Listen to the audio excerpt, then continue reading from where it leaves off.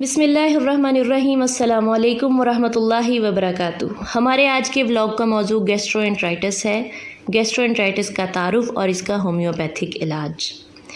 گرمی کے موسم کی ابتدا ہو چکی ہے اور ساتھ ہی ساتھ افطار کے اوقات میں استعمال کیے جانے والے رنگ برنگے مشروبات اور دیگر اشیاء خورد و نوش کے عجیب و غریب امتزاج بازار کی بنی ہوئی چیزوں کے باعث گیسٹرو یا معدے کی سوزش کا مرض پھر سے اپنے عروج پر ہے۔ گیسٹرو کو اردو زبان میں معدے کی سوزش بھی کہا جاتا ہے۔ یہ ایک بیکٹیریل بیماری ہے جو کہ اکثر بیکٹیریا اور پیٹ کیڑوں کے باعث ہوتی ہے۔ یہ تقریباً ہر عمر کے افراد کو متاثر کرتی ہے، تاہم چھوٹے بچے اس مسئلے کا زیادہ شکار ہوتے ہیں۔ بچوں میں زیادہ تر یہ مسئلہ روٹا وائرس کی وجہ سے ہوتا ہے۔ شیرخوار بچوں اور چھوٹے بچوں میں یہ وائرس عموماً ڈائریا اور قے کی وجہ بنتا ہے، جس کی وجہ سے پانی کی کمی ہو جاتی ہے اور بسا اوقات مریض کو ہسپتال داخل کروانا پڑتا ہے۔ معدے کی سوزش یا گیسٹرو وبائی مرض ہے جو کہ عموماً آنتوں کو متاثر کرتا ہے۔ اس کی اہم علامات میں واٹری ڈائریا یا پانی والے اسہال، متلی اور قے، معدے میں درد اور ٹیس کا اٹھنا، کبھی کبھی پٹھوں اور سر میں درد کا ہونا اور ہلکا پھلکا بخار بھی شامل ہیں۔ یہ علامات 2 سے 3 دن تک جاری رہتی ہیں، لیکن بعض اوقات یہ 14 دن یا 2 ہفتوں تک بھی جاری رہ سکتی ہیں، اور ایسا تب ہوتا ہے جب ان علامات کے تدارک کے لیے احتیاطی تدابیر اختیار نہ کی جائیں۔ علامات نظر آنے کی صورت میں گھریلو احتیاط کے طور پر ٹھوس غذا کا استعمال ترک کر دینا چاہیے، معدے کو آرام دینا چاہیے، ابلے ہوئے صاف پانی کے چھوٹے چھوٹے گھونٹ لینے چاہیے، ابلے صاف پانی سے بنی برف کی چھوٹی چھوٹی ٹکڑیاں چوسنی چاہیے، آرام کرنا چاہیے اور ڈائریا کے تدارک کے لیے ادویات کا استعمال کرنا چاہیے۔ گیسٹرو کے دوران ایسے پھلوں کا رس یا جوس سے پرہیز کرنا چاہیے جن میں بہت زیادہ شوگر پائی جاتی ہو۔ سافٹ ڈرنکس یا کاربونیٹڈ ڈرنکس مثلاً کوک، پیپسی وغیرہ سے پرہیز کریں۔ کیفینیٹڈ ڈرنکس مثلاً سٹنگ، ریڈ بل وغیرہ اور چائے وغیرہ سے پرہیز کرنی چاہیے۔ یخنی وغیرہ سے بھی پرہیز کیجیے اور اس کے ساتھ ساتھ ڈبہ پیک خوراک یا انسٹنٹ فوڈ مکمل طور پر بند کر دیجیے۔ تلی ہوئی اشیاء خصوصاً آلو کی چپس وغیرہ سے پرہیز کریں اور ساتھ ہی ساتھ بیکری آئٹم مثلاً پیسٹری وغیرہ بھی استعمال نہ کریں۔ گیسٹرو سے متاثر ہونے کے دورانیے میں ہلکی پھلکی سادہ غذا کو وقفے وقفے سے کم مقدار میں استعمال کرنا چاہیے۔ مثلاً بغیر مکھن، گھی کے سکی ہوئی ڈبل روٹی، کیلے، ابلے چاول یا ابلی ہوئی مرغی اور سابودانہ کا استعمال کیجیے۔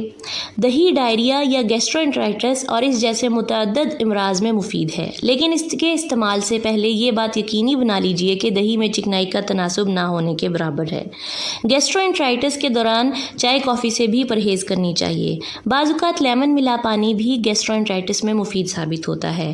اگر گیسٹرو سے متاثر افراد ان تمام ہدایات پر عمل کرتے رہیں تو بیماری کا دورانیہ بہت کم ہو جاتا ہے اور مرض میں افاقہ ہو جاتا ہے، لیکن اس کے ساتھ اگر ان ہومیوپیتھک ادویات کا استعمال کیا جائے تو ہسپتال جانے کی نوبت نہیں آتی۔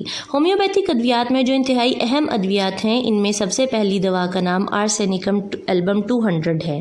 ان افراد کے لیے موزوں ہے جن کو گیسٹرو کے ساتھ ساتھ شدید پیاس ہو، مریض بار بار مگر تھوڑی مقدار میں پانی پیے، متلی ابکائی قے کی شکایت کچھ بھی کھانے کے بعد ہو جاتی ہے، معدے میں جلندار درد ہوتا ہے، ترش اشیاء اور کافی کی خواہش ہو، گلے میں بار بار ترشی اور تلخی آئے جس سے گلے میں خراش ہو، ساگ، ہری سبزیاں، تربوز، خربوزہ، ککڑی، کھیرا وغیرہ جن میں پانی کا تناسب زیادہ ہو، ان کے کھانے سے تکالیف میں اضافہ ہو جاتا ہے۔ پیٹ میں درد، ٹھنڈی اشیاء مثلاً آئس کریم یا جوس کے استعمال سے اسہال ہوں تو آرسینکم ایلبم استعمال کیجیے۔ یاد رکھیے آرسینک کا مریض علامات میں اضافے کی شکایت آدھی رات کے بعد، ٹھنڈک یا ٹھنڈی اشیاء کے استعمال کے بعد اور دائیں طرف تکلیف کی شکایت کرتا ہے۔ ایسے افراد کو گرمی، سر اونچا رکھنے، گرم پانی پینے اور چائے وغیرہ پینے سے افاقہ ہوتا ہے۔ اگر مریض میں یہ تمام علامات موجود ہوں تو دوا کو پھر مرض کی شدت کے مطابق وقفے وقفے سے ہر علامت کے ظاہر ہونے کے بعد استعمال کروائیں، اور جوں ہی علامات میں کمی واقع ہو دوا کا استعمال بھی کم کر دیں۔ ہماری دوسری اہم دوا کا نام ارجنٹم نائٹریکم 30 ہے۔ گیسٹرو میں اس کی علامات میں ڈکار کا متواتر آنا، متلی ابکائی چمکدار مواد کی قے، اپھارا، پردرد معدے کا ورم اور ایسے دکھن شامل ہیں جو ایک جگہ سے شروع ہو کر چاروں طرف پھیل جائے، ایسا پیٹ کا درد جیسے وہاں زخم ہو گئے ہیں، اور اس کے ساتھ ساتھ میٹھی چیزیں کھانے کی بھی زبردست خواہش ہوتی ہے۔ مریض کو کبھی کبھی بائیں طرف پسلیوں کے نیچے ایسا درد ہوتا ہے جیسے وہاں زخم ہو، معدے میں اپھارا ہو جائے اور پنیر اور نمک والی اشیاء بھی طلب کرے۔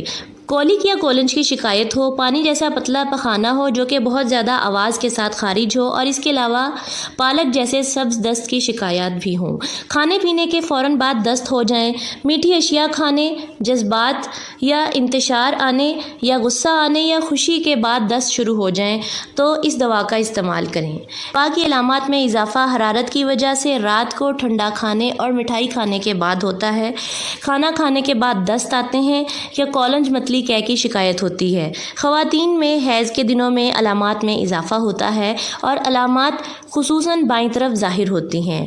جذبات کی وجہ سے بھی علامات میں اضافہ نظر آتا ہے، جبکہ علامات میں کمی ڈکار آنے، تازہ ہوا، سردی اور دباؤ سے واقع ہوتی ہے۔ ارجنٹم نائٹریکم 30 علامات کے ظاہر ہونے کے وقفے کے ساتھ ایک ایک قطرہ استعمال کروائیں اور جوں علامات رفع ہو جائیں دوا کا استعمال کم کر دیں۔ یاد رکھیے دوا کا انتخاب علامات کو مد نظر رکھتے ہوئے اور علامات میں اضافے اور کمی کو دیکھتے ہوئے کھانے پینے کی اشیاء کی خواہش اور متاثرہ جسم کے اطراف مثلاً دائیں یا بائیں پہلو کو مد نظر رکھتے ہوئے کریں۔ مثلاً آرسینک میں مریض کی علامات میں کمی یا بیشی کے ساتھ ساتھ علامات عموماً دائیں طرف جبکہ ارجنٹم نائٹریکم میں بائیں طرف ظاہر ہوتی ہیں۔